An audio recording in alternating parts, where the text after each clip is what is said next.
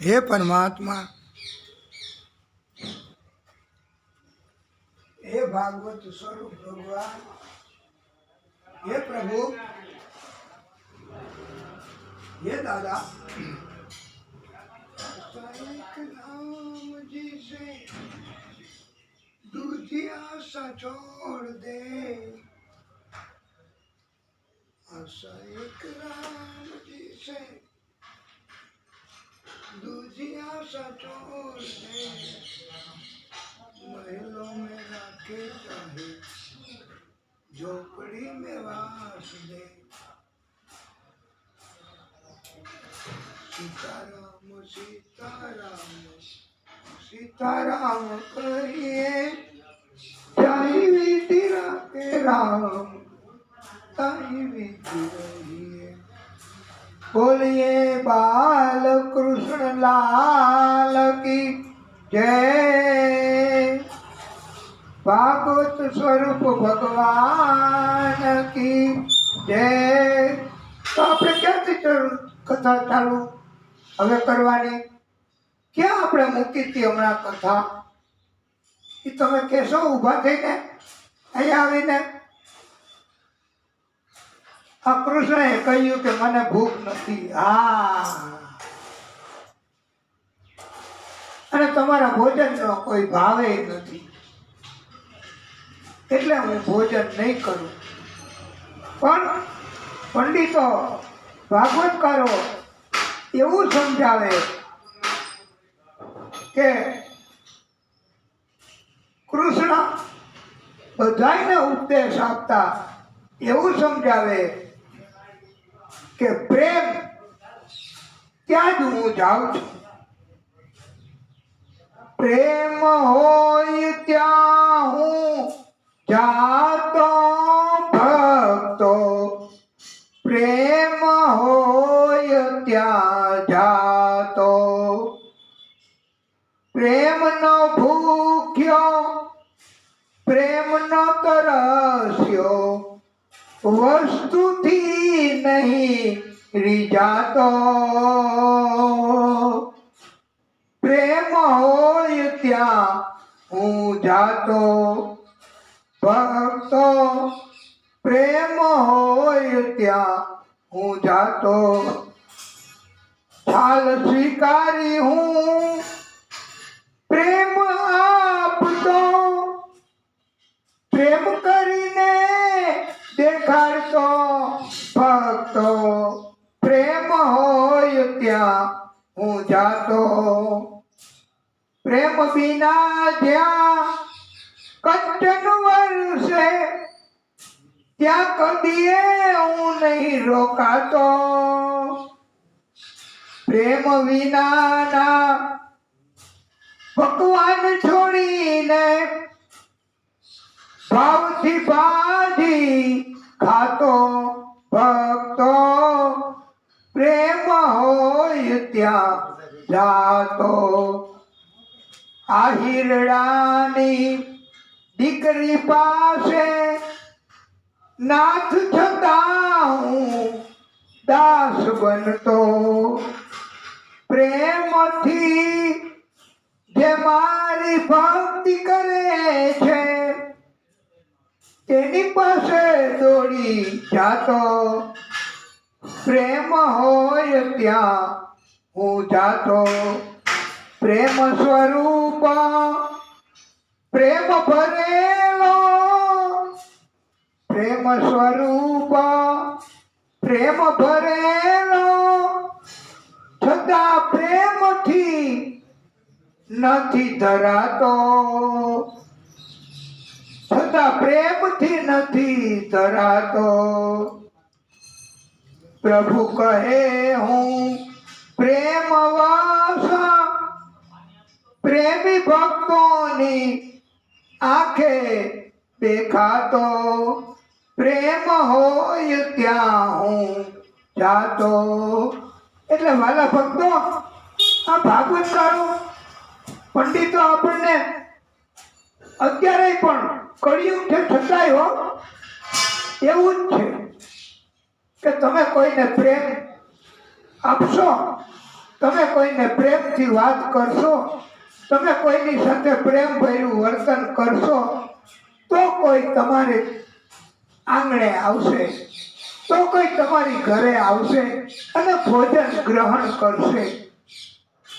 નહીતર પ્રેમ વગર નથી કોઈ જાતા. અત્યારે તમે કૂતરું એ પણ ઘરમાં હોય, એને તમે જો પ્રેમ ન આપો તો એ પણ પછી તમને નહીં વફાદાર રહે. ઘરના સભ્યો, ઘરના માણસો બધાની સાથે પ્રેમ ભર્યું વર્તન કરવું, એનાથી જ પ્રભુ રાજી થાય છે. અને પ્રેમ એના વિશે તો ભાગવતમાં એવું પણ કહ્યું છે, સબસે ઊંચી પ્રેમ સગાઈ, સબસે ઊંચી પ્રેમ સગાઈ, दुर्योधन के मेवा त्यागी, दुर्योधन के मेवा त्यागी, साध्वी दूर घर खाई, सबसे ऊंची प्रेम सगाई. અને કૃષ્ણ તો હવે કહે છે, ઉદ્ધવ ચાલો વિદુર કર જાય, ઉદ્ધવજી ચાલો વિદુર કર જાય. પ્રેમ બિન પાવે નહીં, ભલે પછી હુનર કરો ને હજાર.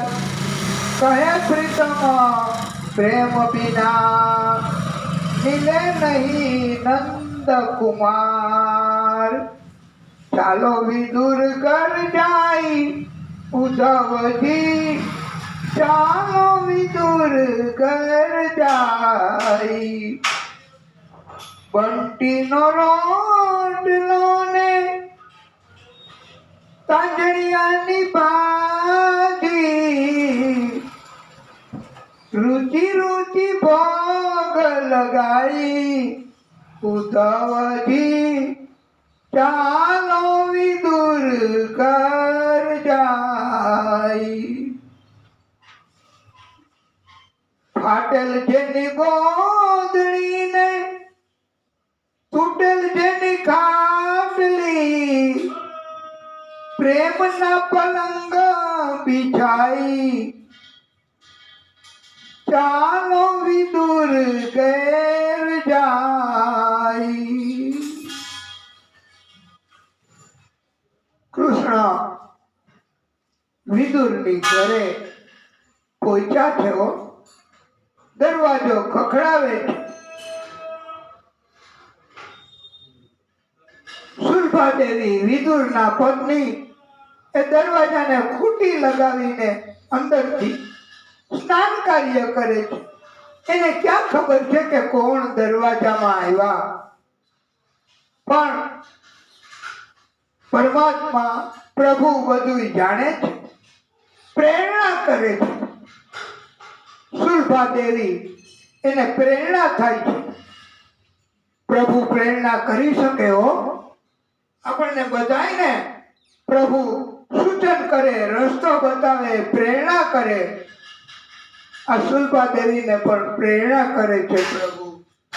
તેરે દ્વાર ખડા ભગવાન, તેરે દ્વાર ખડા ભગવાન, ભગત ભર દે રે ઝોલી, ભગત ભર દે રે ઝોલી.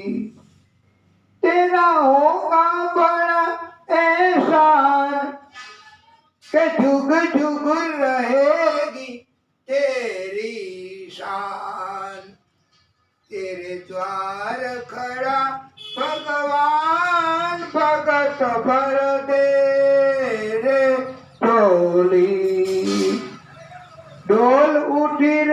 सारी धरती देख ले, डोला गगन है सारा,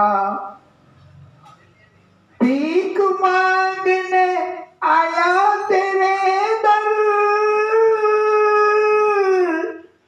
भीख मांगने आया तेरे दर, जगत का पालन हारा रे, मैं आज तेरा मेहमान, कर ले मुझसे जरा पहचान, भगत भर दे रे झोली, भगत भर दे रे झोली। વિદુર પત્ની તો સ્નાન કર્યો અધૂરું મૂકીને દોડ્યા, દોટ મૂકી દરવાજો ખોલી નાખ્યો, દર્શન થયા પ્રભુના દર્શન કર્યા, બે બાકડા થઈ ગયા, એને પોતાનું ભાન ન રહ્યું। પ્રભુએ એમનો પ્રેમ, એમનો ભાવ, એમની કિંમત કરી છે। હા, પ્રભુને ઊંધા પાટલે બેસાડ્યા, પાટલો ઊંધો મૂક્યો અને પ્રભુ તો બેઠા ઊંધા પાટલા ઉપર। કેળા લઈ આવ્યા ઘરમાંથી અને કેળાની છાલ એ ઉતારીને પ્રભુને આપવા માંડ્યા। આ પ્રભુ તો કેળાની છાલ પણ પ્રેમથી છે ને, એટલે એ કેળાની છાલ પણ પ્રભુ આનંદથી આળોગે છે। હા, આ વિદુરજી બહારથી આવ્યા અને જોયું કે દેવી તમે શું કરો છો? કેળાની છાલ ખવડાવો છો અને આ તમારા શરીર ઉપર વસ્ત્ર નથી। કૃષ્ણએ પીતાંબર રાખી દીધું છે મર્યાદા જાળવાય એટલે। તમે સ્નાન કર્યો અધૂરું મૂકીને આ તમે ભાન ભૂલી ગયા। સુલભા દેવી તો શરમાઈ ગયા। હવે એને ખબર પડી કે અને એ તો પછી સુંદર વસ્ત્રો પહેરીને પાછા આવ્યા છે। વિદુરજી એમણે પણ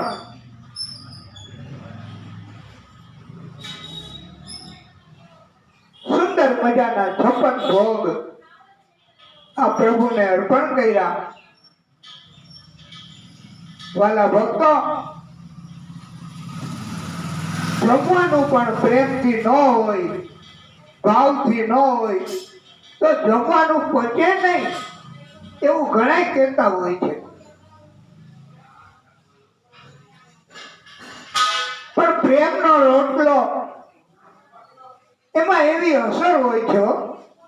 આ મહિલાઓ ઘણી વખત રસોઈ ઘરમાં તમે જાઓ તો એવા આનંદથી ભજન કીર્તન કરતા કરતા એવી સુંદર મજાની વાતો કરતા ભોજન બનાવતા હોય અને ઈ ભોજન પ્રેમથી બનાવેલું અને પ્રેમથી પીરસેલું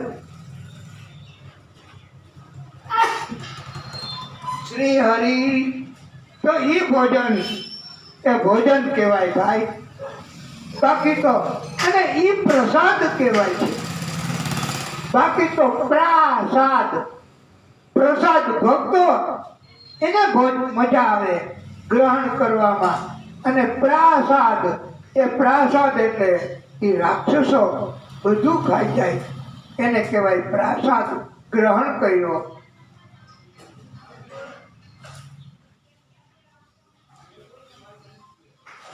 આ કથાના માધ્યમથી એવો બોધ આપ્યો છે કે કૃષ્ણએ આશીર્વાદ આપ્યા સુલભા દેવી અને આપણને બધાને ઉપદેશ આપ્યો છે કે ધર્મ કાર્ય કરવાનું, ફરજ બજાવવાની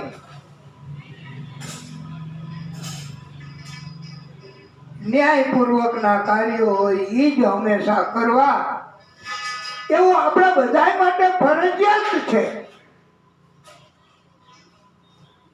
કોઈ અટકાયત કરે, નડતર કરે કે આપણને અંદરથી લાલચ જાગે, કપટ જાગે, લોભ જાગે, તો પણ અંત ન બની જાવું. નહીતર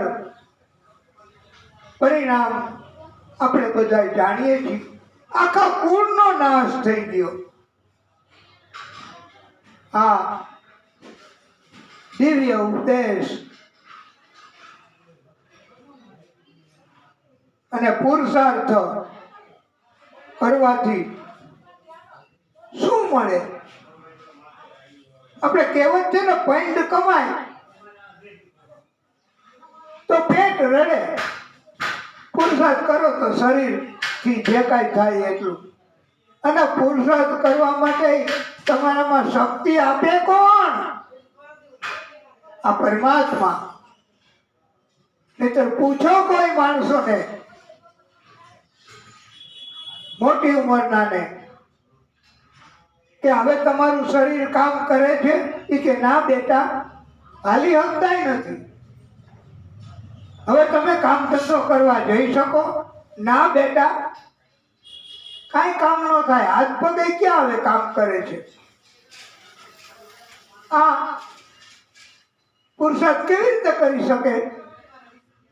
અંદરથી શક્તિ આપનાર તો પ્રભુ છે ને, એ આપણા કર્મ મુજબ આપણને શક્તિ આપે છે. એટલે પુરુષાર્થ વધે કે નસીબ, તો એનો જવાબ તમને ખબર પડી ગઈ ને, કે પુરુષાર્થ અને એવી શક્તિ પણ પ્રભુ જ આપે. નસીબમાં હોય તો આપે, આપણા વિધિના વિધાનમાં લખ્યું હોય તો ભાગ્યમાં તો આપણને મળે. ઉદ્યમે નહીં સિદ્ધ્યંતિ કાર્યાણિ ન ચ મનોરથે સુપ્તસ્ય સિંહસ્ય મુખેષુ મૃગા ન ચ પ્રવિશતિ. એટલે ઘણા એવું કહેતા હોય કે મહેનત કરો ભાઈ, મહેનત કરો, પુરુષાર્થ કરો. સુતેલા સિંહના મોઢામાં હરણા હોય ની મેળે નથી આવી જતા. આ કઈ યોગ્ય નથી કહેવાનું. ભક્તો તો હંમેશા આનો જવાબ એવો આપે છે કે ઉંદર કાપે કરંડીઓ, સાપ ઉંદરને ખાય.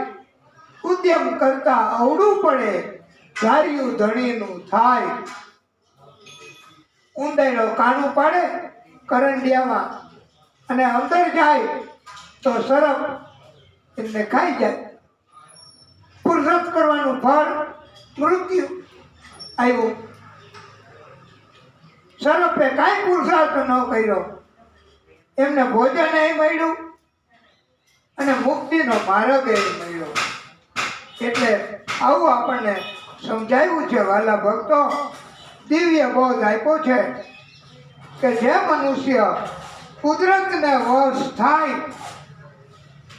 એને મનુષ્ય કહેવાય છે.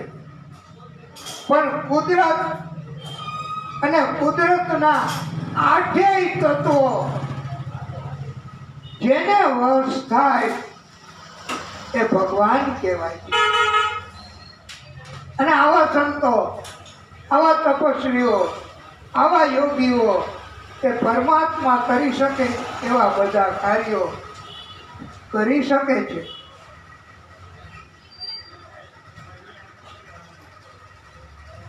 સંસ્કાર, સંયમ, સદાચાર, ત્યાગ, પ્રભુ કૃપા, એનાથી સુખ અને આનંદ મળે છે વાલા ભક્તો.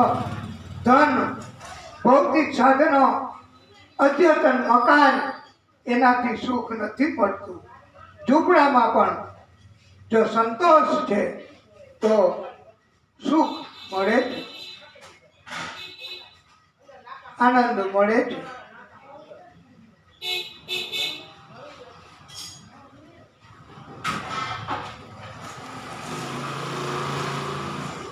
વાલા ભક્તો,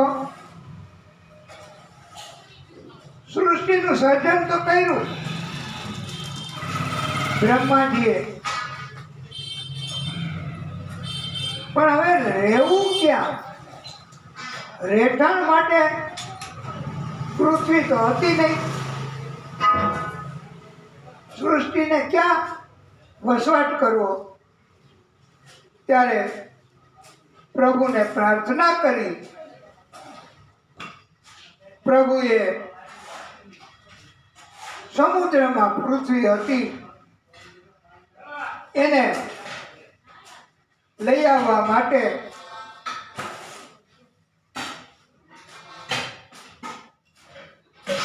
વરાહ ભૂંડનું સ્વરૂપ લેવું પડે, એટલે પ્રભુએ વરાહ સ્વરૂપ ધારણ કર્યું. બ્રહ્માજીને છીક આવી, નાકમાંથી સૂક્ષ્મ વરાહ સ્વરૂપે પ્રભુ પ્રગટ થયા, વિરાટ બની ગયા અને સમુદ્રમાં ગયા. પૃથ્વીને શોધી કાઢી અને પૃથ્વી એમાં પ્રભુ પોતાની દાઢમાં રાખી અને ઉપર ઉપર ઉપર ઉપર આવતા હતા. આ વરાહ સ્વરૂપ લેવાનું કારણ શું? એ એકવાર પ્રશ્ન થયો.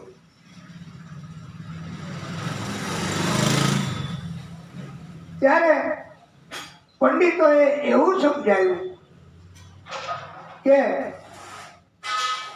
આ દૈત્ય હતો ને હિરણ્યાક્ષ, એ સમુદ્રમાં જેટલો મળ, જેટલું મેલ, જેટલી વિષ્ઠા, જેટલું નરક, એ બધું હતું ને, એ બધું પૃથ્વીની આજુબાજુમાં રાખી અને બેઠો હતો. એટલે કોઈ આવી ન શકે પૃથ્વીને લેવા, કોઈ લઈ આવી શકતા નહોતા.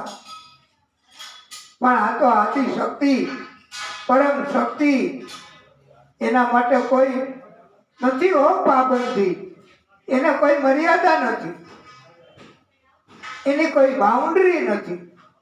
એ તો વરાહ સ્વરૂપ એટલે લીધું કે વરાહ, તમે જોજો કે ભૂંડ એ ગટરમાં ને ગંદકી એ બધી ખાય છે ને, નાશ કરે છે ને, એટલે વરાહ સ્વરૂપ એટલે લીધું કે હિરણ્યાક્ષ એમણે જે આ પૃથ્વીની આજુબાજુમાં હતું એ બધું જ પ્રભુ વિરાટ વરાહ સ્વરૂપ લઈ અને બધું જ પોતે આરોગી ગયા છે, ખાઈ ગયા છે.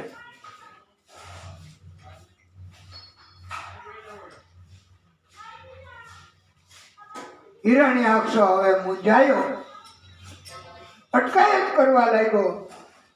વરાહ ભગવાને જરાય તક નથી આપી, એને મારી નાખ્યો છે. હિરણ્યાક્ષનો વધ કર્યો છે. બોલીએ આદિ નારાયણ ભગવાન કી જય.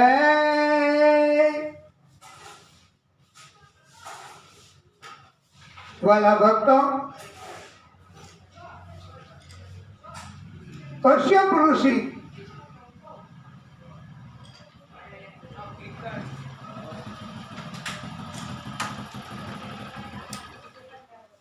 એમને દીતિ નામની કન્યા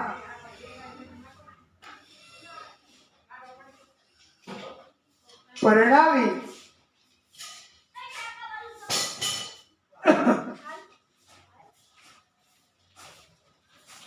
એકવાર કામ ઉત્પન્ન થયો, સતાવા લાગ્યો. ત્યારે સંધ્યા સમયે કશ્યપ ઋષિને કહ્યું, મને કામ ઉત્પન્ન થયો છે, સંતોષ કરાવો.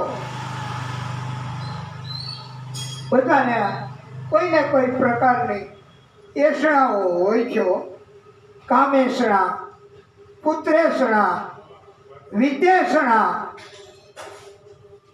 અને સંતોષવી પડે. હવે એને વિધિનું વિધાન કયો કે ગમે તે પ્રભુની લીલા કયો કે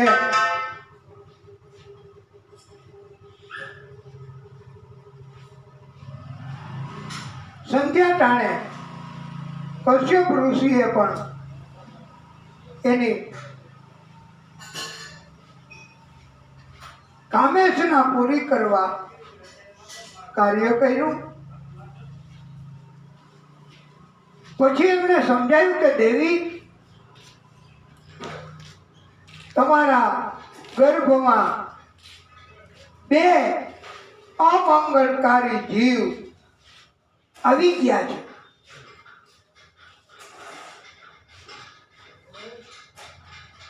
દેવી એ તો પછી દીતિમાએ 100 વર્ષ સુધી જન્મ નથી આપ્યો. વાલા ભક્તો, 100 વર્ષ સુધી પોતાના ગર્ભમાં સાચવી રાખ્યા આ અમંગળકારી જીવને. પછી કશ્યપ ઋષિ એમને પ્રાર્થના કરી એટલે બંને જોડિયા પુત્ર એને જન્મ આપ્યો. એને આપણે હિરણ્યાક્ષ અને હિરણ્ય કશ્યપ એ નામથી ઓળખીએ છીએ. અને હિરણ્યાક્ષને મારવા માટે વરાહ સ્વરૂપ લઈ પછી પોતાનું કાર્ય પૂરું કરીને પ્રભુ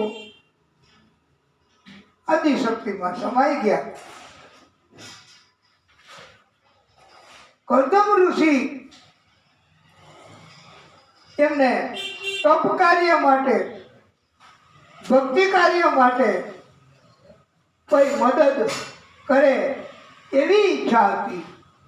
એટલે તપના બળથી કર્દમ ઋષિ એને પ્રભુએ અગાઉથી સંકેત કરી દીધો કે હું તમારી ઈચ્છા પૂરી કરીશ. મનુ ભગવાન અને શત્રુપા રાણી પોતાની દીકરી દેવહૂતિને લઈને આવશે. દેવહૂતિના તમારી સાથે લગ્ન થશે.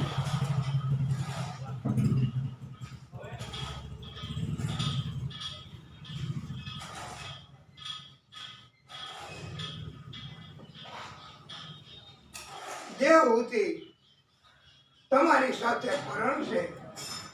આથી ત્રણેય આશ્રમમાં પધાર્યા. કર્દમ ઋષિ તો એમને જોઈને ખુશ થયા. કર્દમ ઋષિ એ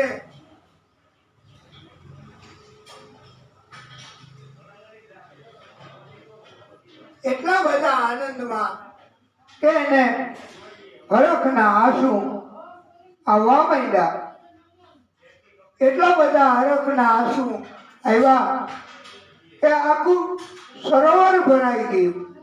આજે પણ એ સરોવર છે, બિંદુ સરોવર. અને પછી તો દેવહૂતિના લગ્ન કર્યા. લગ્ન બાદ ઋષિ તો સમાધિમાં અને પત્ની દેવહૂતિ સેવા કાર્યો કરે. ઘણા વર્ષો થઈ ગયા.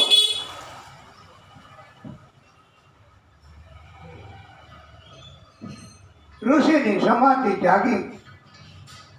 પછી તો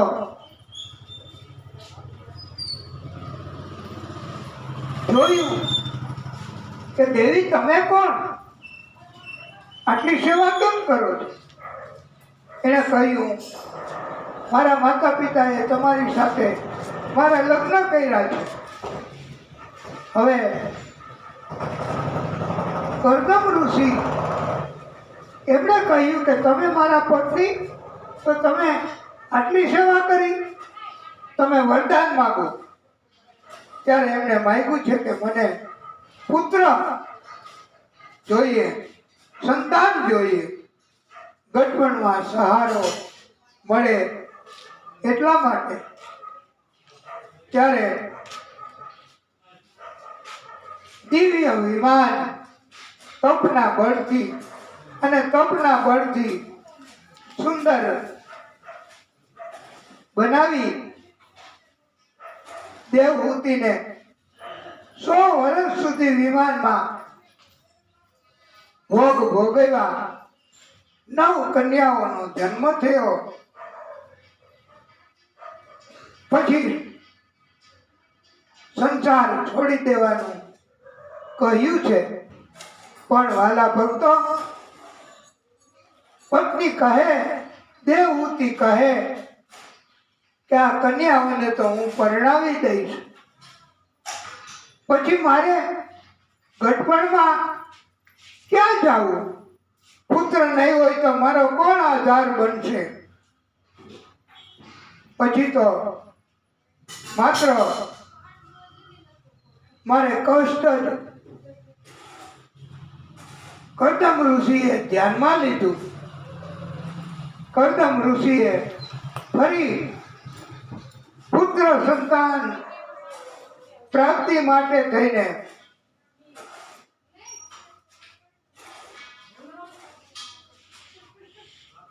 પાછું ભોગ ભોગવા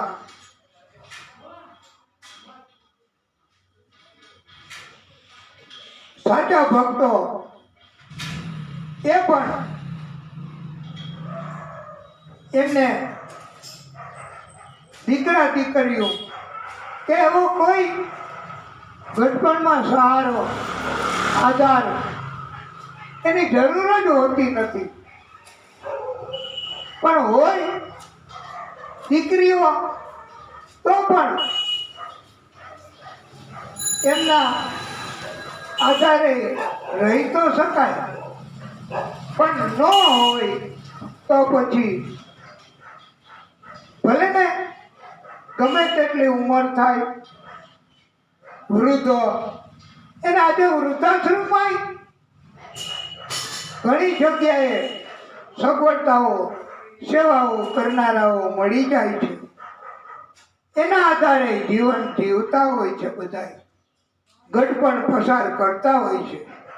વૃદ્ધાશ્રમ એના આધારે. પણ જે વૃદ્ધાશ્રમમાં ન જઈ શકે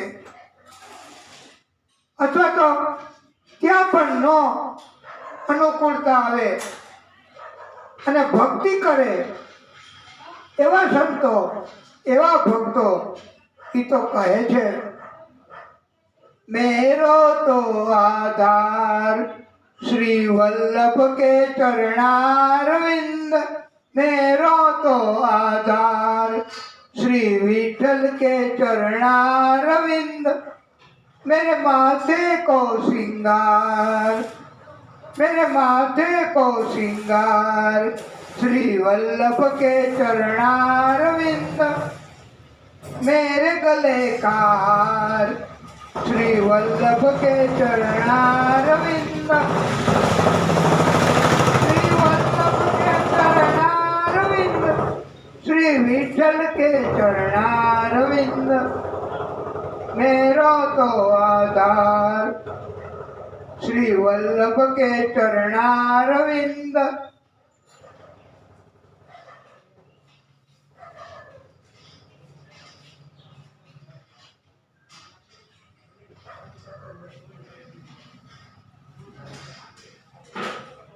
वाला भक्तों, કર્દમ ઋષિએ પુત્ર રત્ન આપ્યું છે પત્ની દેવહૂતિને. એનું નામ કપિલ રાખ્યું છે. આ કપિલ સ્વરૂપે પ્રભુ પોતે પ્રગટ થયા છે.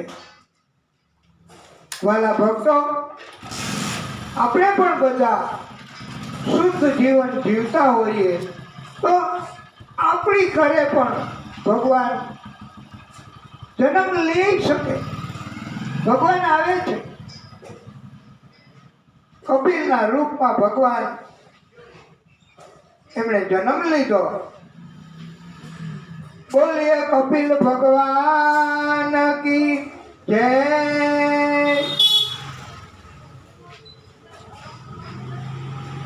માં દેવહૂતિને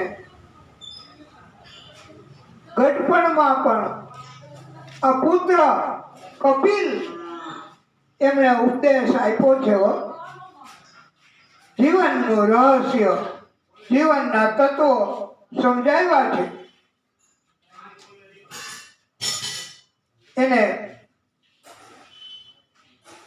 અને પુત્ર વિદ્વાન હોય, જ્ઞાની હોય, ભક્તિ કરવા વાળા હોય તો એમને પણ ઊંચા આસન ઉપર બેસાડ્યો અને એમની પણ કથા, વાણી, વાત સાંભળી છે. એને કપિલ ગીતા કહેવાય છે. માતાને પણ ઉપદેશ આપ્યો છે. હે માતા, આ 25 તત્વોનું શરીર બન્યું, એમાં કાળ તત્વ, પ્રભુનું તત્વ, ચિત્ત તત્વ છે. એના કારણથી આપણે બોલી શકીએ, એના કારણથી સમજી શકીએ, એના કારણથી આપણે અનુભવી શકીએ. આવી વાત, આવો ઉપદેશ એને કપિલ ગીતા કહેવાય છે. અને શરીર, એમાં કોઈ જાતનો મોહ રાખવો નહીં. આ શરીર એ તો કાચી માટીનું કોળિયું છે. બુદ્ધિમાન માણસ એમણે શરીર તરફ આસક્તિ રાખવી નહીં. કાચી રે માટીનું કોળિયું આકાયા, જબકી જબકીને બુજાવાનું રે, જબકી જબકીને બુજાવાનું. કપિલ ભગવાન કહે તસ્માત ન કાર્ય સંત્રાસો ન કાર્યણ્યમ ન સંભ્રમ બુદ્ધવાધીવ ગતિમ ધીરો મુક્ત સંગ સંચરે દેહી. અર્થાત હે માતા, ધીર મનુષ્ય મૃત્યુથી ત્રાસવું નહીં. જીવન જીવવા માટે મોહ રાખવો નહીં. જીવનની ભીખ માગવી નહીં.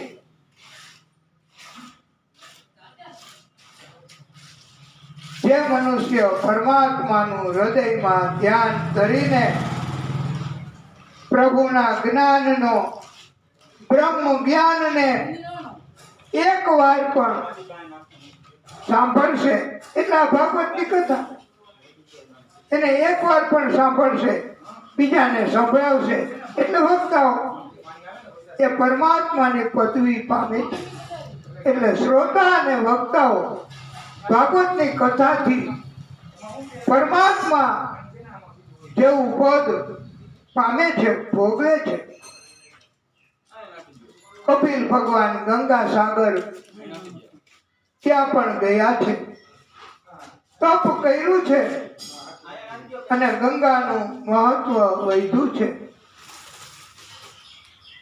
સત્યવાન અને સાવિત્રીની કથા પણ સંભળાવી છે. વાલા ભક્તો,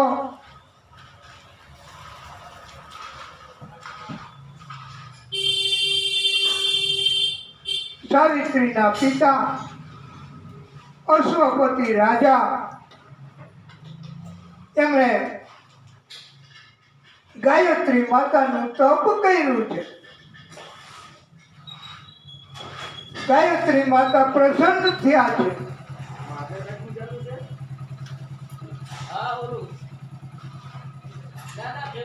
રાજાએ માગ્યું, તમારા જેવી મને કન્યા આપો પ્રભુ.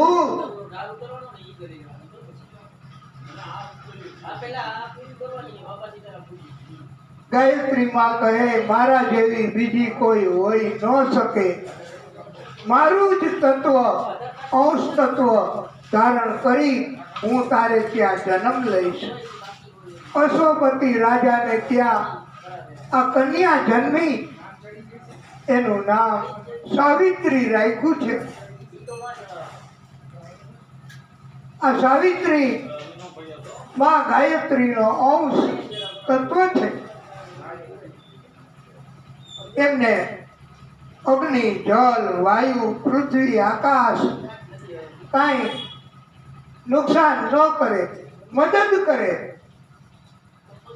આપણે અગ્નિથી દાટી જાય, એને કઈ ન થાય. એટલે અને એમને યોગ્ય કોઈ સ્વયંવરમાં હતા નહીં, એટલે કોઈ મળ્યા નહીં પતિ તરીકે. સાવિત્રી તો ગઈ જંગલમાં, અને જંગલમાં જઈને સત્યવાન એમની મુલાકાત થઈ. એક ઝૂંપડીમાં સત્યવાન એના માતા પિતાની સેવા કરતો. સત્યવાનના માતા પિતા અંધ હતા, એની સેવા કરે. આ સત્યવાન માતા પિતાની સેવા એને ભાગવતકારો બહુ બિરદાવે છે. હા, કોઈ પણ કારણથી માતા પિતાની સેવા કરો બસ, અને નિષ્કામ ભાવે થઈ જાય સેવા, તો જીવનમાં ક્યારેય દુઃખ આવે જ નહીં. ધન્ય ધન્ય જીવન બને છે. માતા પિતાની સેવા ક્યારેય તમે સાંભળ્યું કે માતા પિતાની સેવા એનાથી દુઃખી થઈ ગયા કોઈ સંતાન નથી બનતું? એટલે સત્યવાન આંધળા માતા પિતાની સેવા કરે. હવે એને ત્યાં સામેથી આવી સુશીલ કુદરતના તત્વવાળી કન્યા એમણે લગ્નનો પ્રસ્તાવ કર્યો કે મારી સાથે લગ્ન કરો. માતા પિતાની સેવાના ફળ સ્વરૂપે સુશીલ કન્યા, સુશીલ પત્ની મળી શકે છે.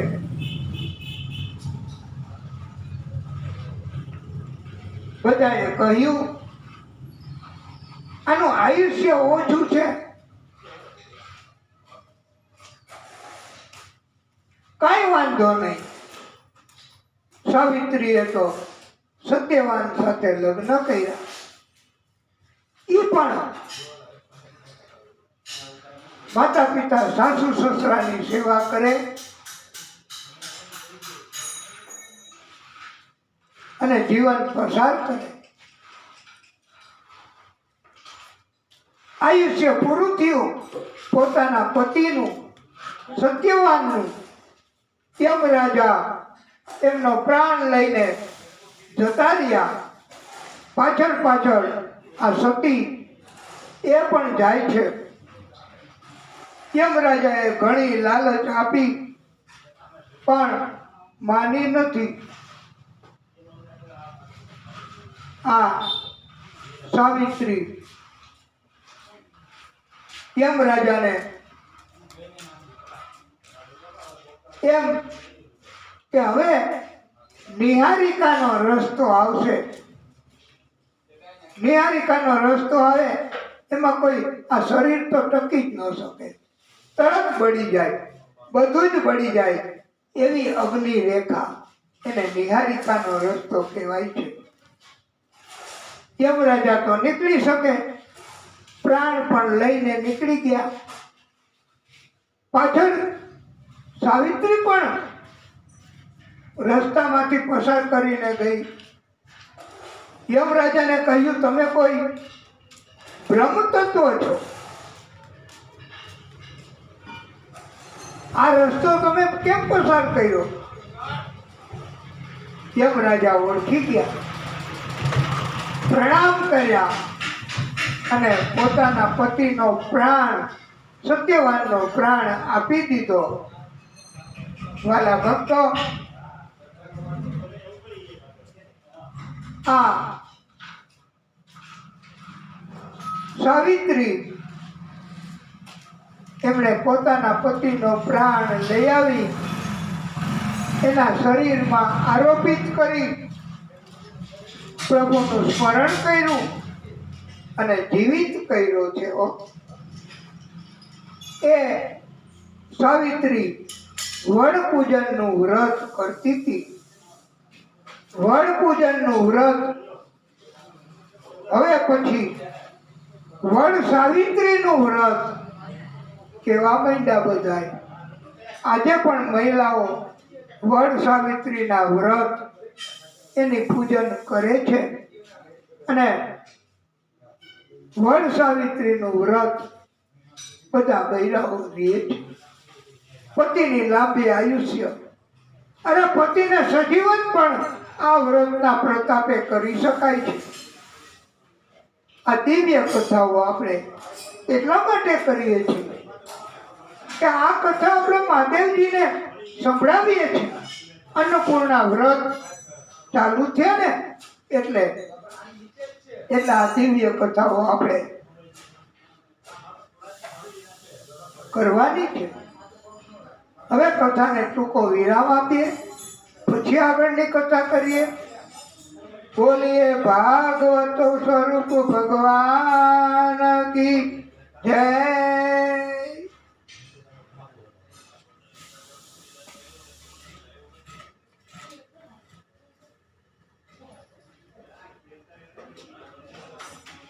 हे परमात्मा,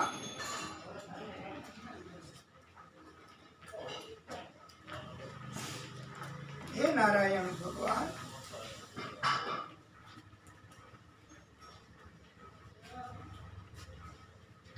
हे भागवत स्वरूप भगवान, हे प्रभु